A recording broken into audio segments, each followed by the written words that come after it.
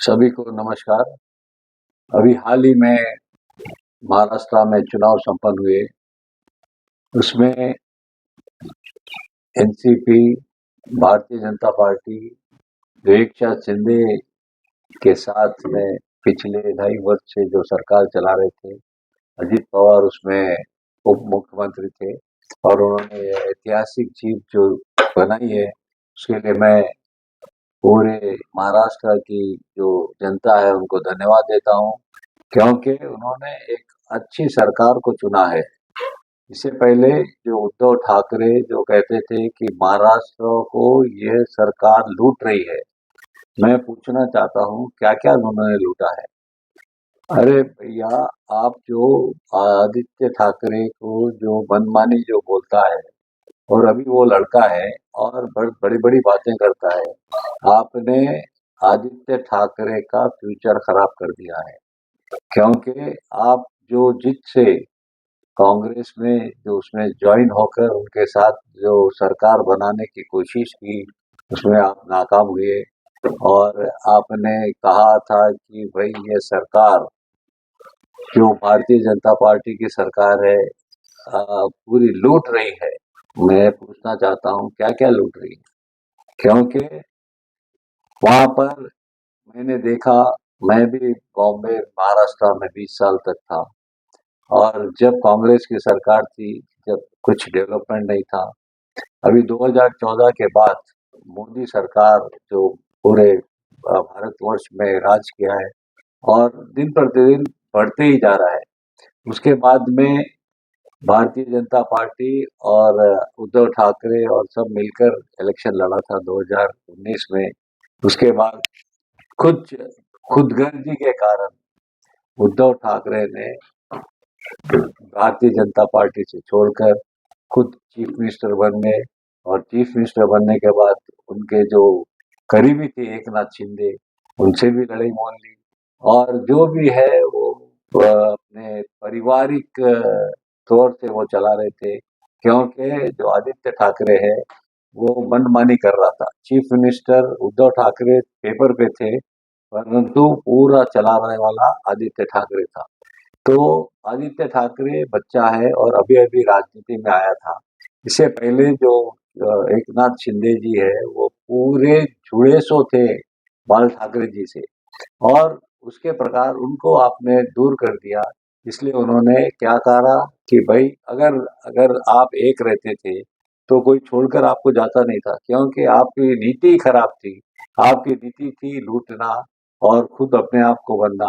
आपने क्या किया, पिछले जो कोरोना काल में भी आप पूरे 2 साल घर पे रहे और कुछ काम नहीं किया और जो भी है आप मिलते नहीं थे, इसलिए लोग आपसे नाराज थे। रही बात अभी इलेक्शन की, जो अभी इलेक्शन में एनसीपी, शिवसेना जो एकनाथ शिंदे की है और भारतीय जनता पार्टी ने मिलकर ये लड़ाई लड़ी। बड़ी खुशी की बात तो ये है कि जो लड़ाई में भारतीय जनता पार्टी कितने के इलेक्शन लड़ रही थी, परंतु ये ऐतिहासिक जीत है जो 132 का आंकड़ा पार किया है। अगर वो फुल मेजॉरिटी में भी आती थी, भारतीय जनता पार्टी अपने वचन से कायम रहे और वह कायम रहने के पश्चात इनके साथ लेकर ही चलती थी और चल रही है, क्योंकि उनको मोदी जी को सबको साथ लेकर चलना है, सबका साथ सबका विकास। और उन्होंने एक अच्छा नारा दिया था, एक है तो सेफ है। एक है तो सेफ है मतलब इसमें कोई हिंदू मुस्लिम का अलग नहीं है। एक रहो, हिंदुस्तान के लिए एक रहो तो सेफ रहेंगे, ये नारा उनका था।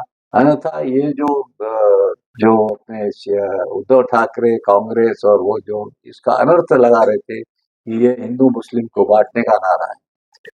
और हमारे जो यूपी के मुख्यमंत्री जी थे, अपने आदित्यनाथ, योगी आदित्यनाथ जी, उन्होंने भी एक नारा दिया था, बटेंगे तो कटेंगे। बटेंगे तो कटेंगे तो मतलब इसका क्या है, इससे पहले अंग्रेजों ने यहाँ पर राज किया था। जब हम लोग बढ़ गए थे, इसमें हिंदू मुस्लिम सिख ईसाई सब थे, परंतु बढ़ गए थे तो उन्होंने क्या किया, अपना राज कायम किया और उनको भगाने के लिए कितना संघर्ष करना पड़ा। तो वो नारा उनका था, बटेंगे तो कटेंगे। तो इसका भी अनर्थ लेकर वो हिंदू मुस्लिम को जोड़ा है। मैं समझता हूँ जो प्रधानमंत्री मोदी जी है वो उन्होंने कभी नहीं देखा कि ये हिंदू है या मुस्लिम है या सिख है या ईसाई है या दलित है, सभी को लेकर चला है उन्होंने। क्योंकि खाली वोट हिंदुओं के नहीं मिलते हैं, वोट सबका चाहिए, क्योंकि ये एक भारतवर्ष है। भारतवर्ष ही एक ऐसा राज्य है, मतलब पूरे दुनिया में एक ऐसा है, यहाँ पर हर प्रकार के जो लोग रहते हैं, हिंदू, मुस्लिम, सिख, ईसाई, क्रिश्चियन, पारसी, सबको लेकर साथ चलना बहुत बड़ी बात है। आप देख रहे हैं कितना वर्ल्ड में कितना हंगामा हो रहा है। यूक्रेन और रशिया के बीच में युद्ध हो रहा है, और इजराइल और उसके बीच में युद्ध हो रहा है। उसको अभी आपने श्रीलंका में भी देखा है किस प्रकार से है। इसका मोदी जी ने क्या किया, सभी को एक साथ करने के लिए कोशिश की, और वो कर रहे हैं। आज मोदी जी का नाम पूरे वर्ल्ड में है। इससे पहले हम लोग क्या करते थे, अगर बाहर जाते थे भारतवर्ष से बाहर, तो अपने इंडियंस को ट्रीटमेंट नहीं होता था बराबर। वो कहते थे you Indians don't come to our shop, because आप लोग खरीदते नहीं है। परंतु आज इंडियंस की जो इज्जत हो रही है भारत पूरे वर्ल्ड में, वो किसके कारण है, मोदी जी कारण। इसका उदाहरण लेते हुए मैंने ये कहा, हरियाणा में हमने चुनाव जीता। आप देखें कितने उपचुनाव हुए, उसमें पूरे उपचुनाव में भारतीय जनता पार्टी और एनडीए सरकार की जीत हुई है। और खास कर कर महाराष्ट्र में जीत किसकी हुई है, लोगों की जीत हुई है। क्योंकि लोग वहाँ चाहते थे कि एक अच्छी सरकार हो, स्टेबल सरकार हो। और पिछले उन्होंने कई वर्षों से देखा है कि किस प्रकार से महाराष्ट्र में कार्य हो रहा है। और आज मैं समझता हूँ महाराष्ट्र में इतना अच्छा कार्य हो रहा है, खास करके बॉम्बे में। बॉम्बे में पहले अपने को पाँव रखने की जगह नहीं रहती थी, रोड पे जाने के लिए जगह नहीं रहती थी।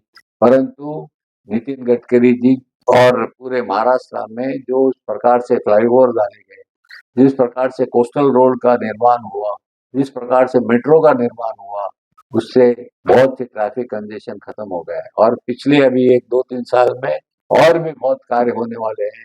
इसको सबको देखते हुए, और एक बात है, law and order situation Maharashtra में बहुत ही अच्छा है। रात के 12 बजे 1 बजे भी अगर लेडीज भी अगर रोड पे चले जावे, तो उनको कुछ नहीं होता है, वो सेफ रहते हैं।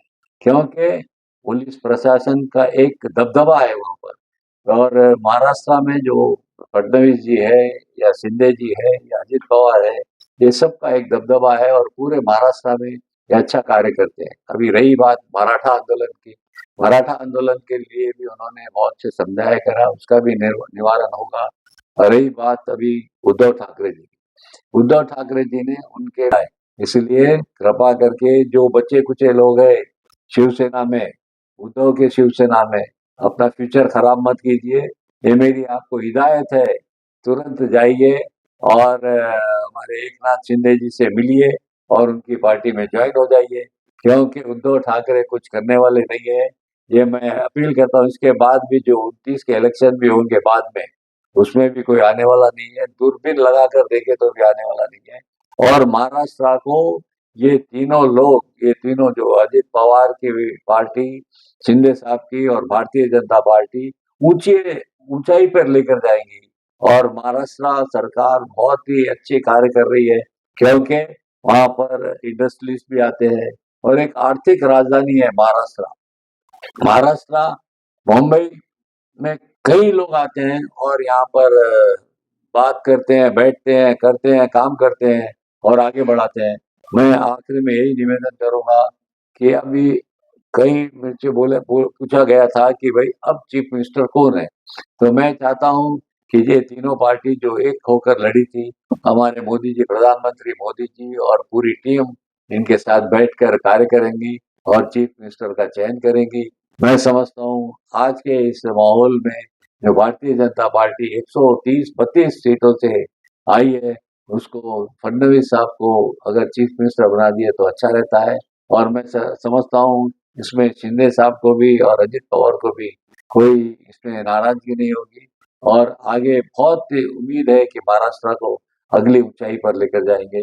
और मैं पुनः आप, बहुत ही दुख हो रहा है कि भारतीय जनता पार्टी और शिवसेना और हमारे अजित पवार की जो पार्टी है एनसीपी को हराने के लिए जिन जिन लोगों ने एक षड्यंत्र रचाया था, उसमें इम्तियाज जलील जो एमआईएम की पार्टी है और हमारे असदुद्दीन ओवैसी भी वहां पर जाकर बहुत कुछ वो बक लिए उन्होंने। और जिसमें ज्यादा तो इम्तियाज जलील जो औरंगाबाद से आते हैं, उन्होंने क्या क्या की क्या, उन्होंने हमारे जो योगी आदित्यनाथ को तकलू कहा।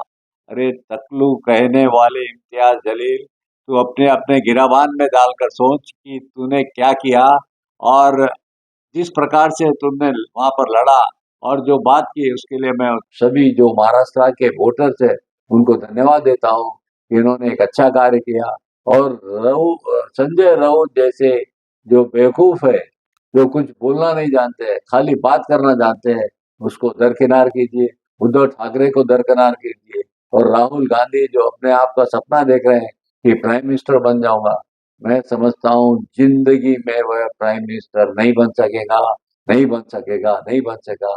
इतना कहते हैं मैं पूरे पुनः भारतीय जनता पार्टी के मोदी जी जिस प्रकार से वो कार्य कर रहे हैं वो आगे बढ़ेंगे।